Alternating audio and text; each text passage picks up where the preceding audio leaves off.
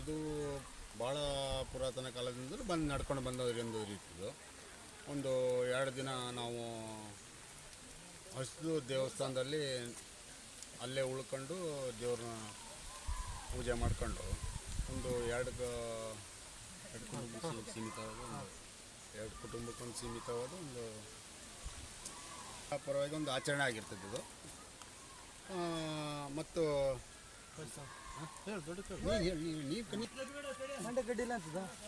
ಮುಖ ಇದು ಬೀರಪ್ಪ ಅಂತ ಒಂದು ಮುಖ ಇದೆ. ಬೀರಪ್ಪ ಅಂತ ಇದು ಹೊಸದಾಗಿ ಒಂದು ಮದುಮಕ್ಕಳು ಹೊರಬೇಕನ್ನೋ ಒಂದು ಆಚರಣೆ ನಡೆದು ಬಂದಿದೆ. ಅಕಸ್ಮಾತ್ ಅವರಿಗೆ ಒಂದು ಆಗಿಲ್ಲ ಅನ್ನೋ ಕಾರಣದಿಂದ ಬೇರೆ ಯಾರು ಹೊರಬಹುದು.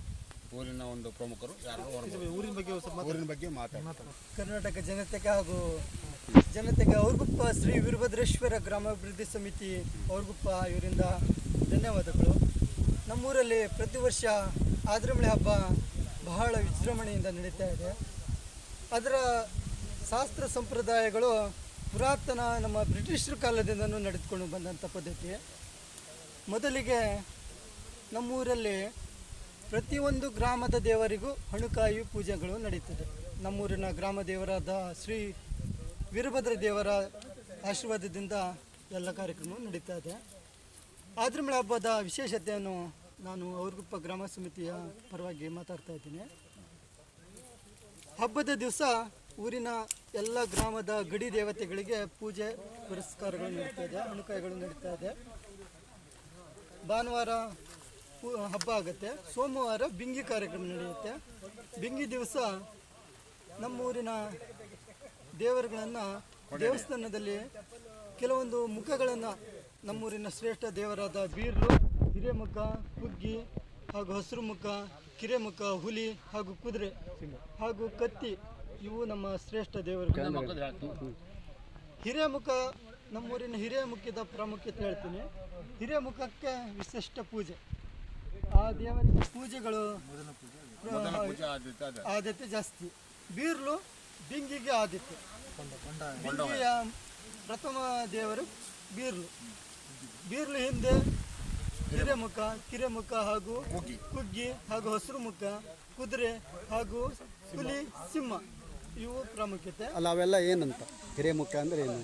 ಹಿರೇಮುಖ ಅಂದ್ರೆ ಅದು ಊರಿನ ಗ್ರಾಮಸ್ಥ ಹಿರೇಮುಖಕ್ಕೆ ವಿಶಿಷ್ಟ ಪೂಜೆ. ಅವನಿಗೆ ಮೊದಲೇ ಆದ್ಯತೆ. ಪೂಜೆಯ ಪ್ರಾಮುಖ್ಯತೆ ಹಿರೇಮುಖಕ್ಕೆ, ಬಿಂಗಿಯ ಪ್ರಾಮುಖ್ಯತೆ ಬೀರ್ಲಿಗೆ. ಬೀರ್ಲ ಅಂದ್ರೆ ಪ್ರತಿಯೊಬ್ಬ ಮನುಷ್ಯನಲ್ಲೂ ಒಂದು ಬೀರ್ಲು ಹೇಗಿರುತ್ತೆ, ದೇವರಿಗೂ ಬೀರ್ಲು ಅನ್ನೋದು ಇರುತ್ತೆ, ಮನುಷ್ಯನಿಗೂ ಬೀರ್ಲು ಇರುತ್ತೆ. ಅದೇ ರೀತಿ ಬೀರ್ಲು ಪ್ರಾಮುಖ್ಯತೆ.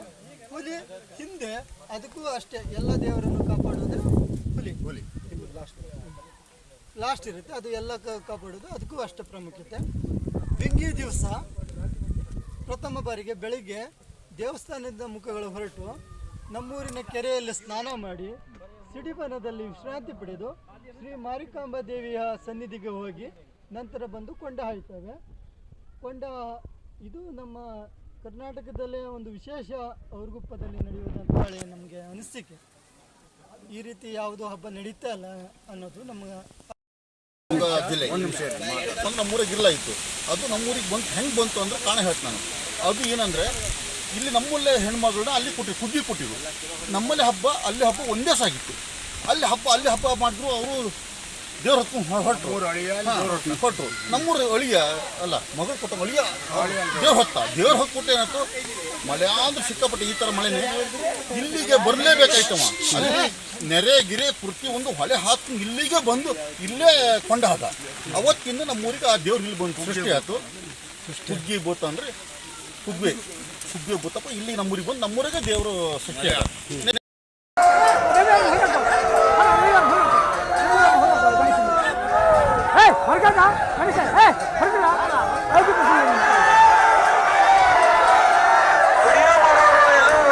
ದಯವಿಟ್ಟು ವಿಡಿಯೋ ಮಾಡಿ.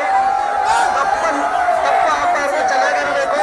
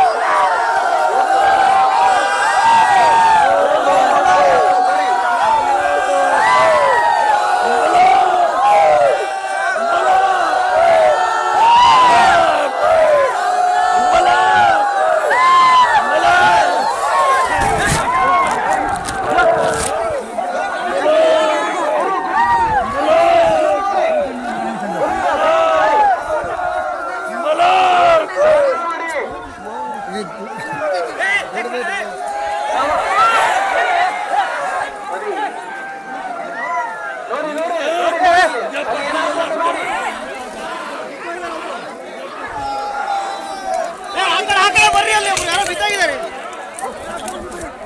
ನೋಡಿ ಏನಾಗಿದೆ ಅಂತ ನೋಡಿ, ಗಮನ ಕೊಡಿ, ಕೆಳಗೆ ಬಿದ್ದವ್ರು ಯಾರು ಅಂತ ನೋಡಿ.